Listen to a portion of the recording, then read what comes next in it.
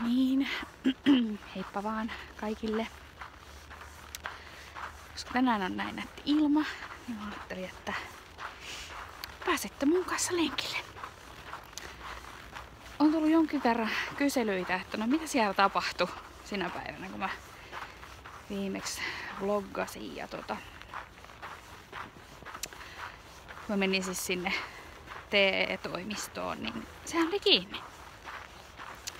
Ovessa oli vaan lappu, että toimisto on kiinni sen ja sen ajan ja ei mitään numeroa, että tähän voit soittaa tai muuta. Ja tämmöisenä malttamattomana ihmisenä, niin kun asiahan olisi tietenkin pitänyt saada hoidettua siinä näin heti, niin sitten se niinku muka hirveästi mua ärsytti.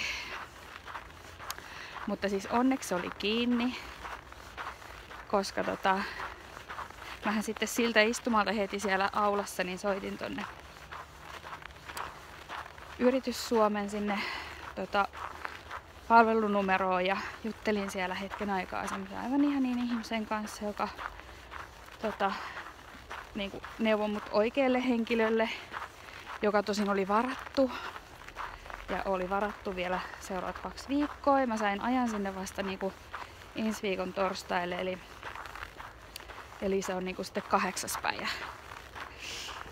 8. päivä joulukuuta, kun mä pääsen sinne. Mutta siis niin se onnettomuudessa oli nyt se, että mä oon joutunut siis pureskelemaan sitä liiketoimintasuunnitelmaa ja kaikkia niitä kannattavuuslaskelmia, kustannusarvioita ja rahoitussuunnitelmia tosi paljon. Ja pureskelen niitä edelleen, koska ei se ole valmis. Sitten mä oon ruvennut miettimään, että onko mä valmis. Totta kai mä oon valmis. Aina mä oon valmis.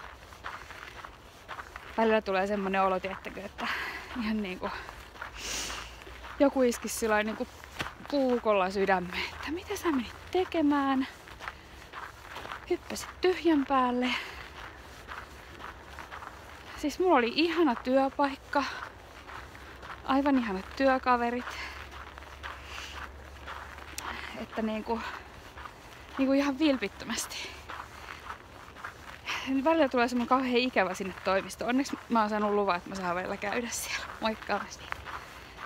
Mutta niin. Siis mulla on oikeesti niin jotenkin vapautunut, energinen,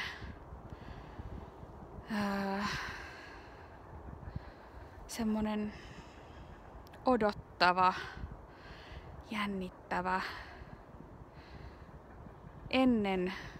Siis ei oo ennen ollut tämmöstä fiilistä.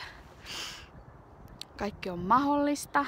Mä voin tehdä mitä vaan. Ja sitten toinen juttu on se, että kun mä lähden täyspäiväisesti yrittämään, niin se ei silti estä mua niin kun tarttumasta uusiin jännittäviin haasteisiin tai muihin, mitä niin kun tulee mulle vastaan. Et ei se ole mikään semmonen, että jos mä nyt alan yrittäjäksi, niin sitten no ensinnäkin se, että mä saan epäonnistua. Mä oon luvannut se jo itselleni. Tää saa mennä niinku aivan penkin alle. Ja mä oon silti vielä mä.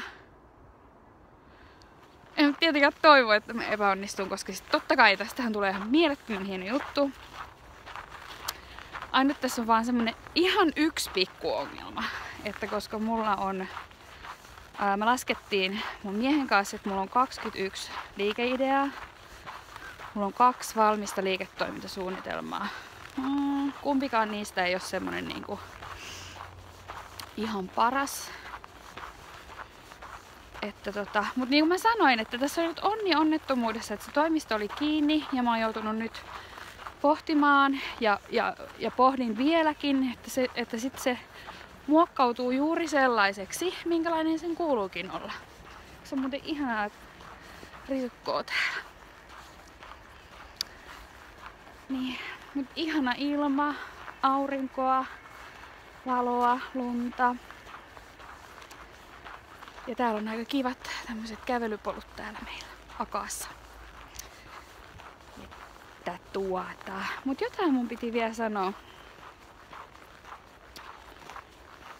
Ai niin, se mun piti sanoa, että siis ennen kaikkeahan tää nyt on ollut matka omaan itseeni. Et mä oon huomannut se, että mä osaan olla välillä ihan hirveän ärsyttävä. Niinku omasta mielestänikin. Mun pitää nyt tässä myös löytää se oma sisäinen ääneni takaisin. Kyllä se sieltä pikkuhiljaa tulee. Uskon lujaa siihen. Aion myös jatkaa oppimista, koska oppiminenhan ei lopu koskaan. Joo. Mä oon varmaan unohtanut sanoa niinku puolet niistä jutuista, mitä piti, mutta jos se yhtään teille välittyy, niin mulla on hyvä, odottava, innostunut tunnelma. Ja kun mä nyt saan vielä niinku tarkasti määriteltyä sen, että mitä mä haluun,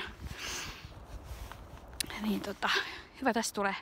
Eli torstaina 8. päivä menen sitten käymään siellä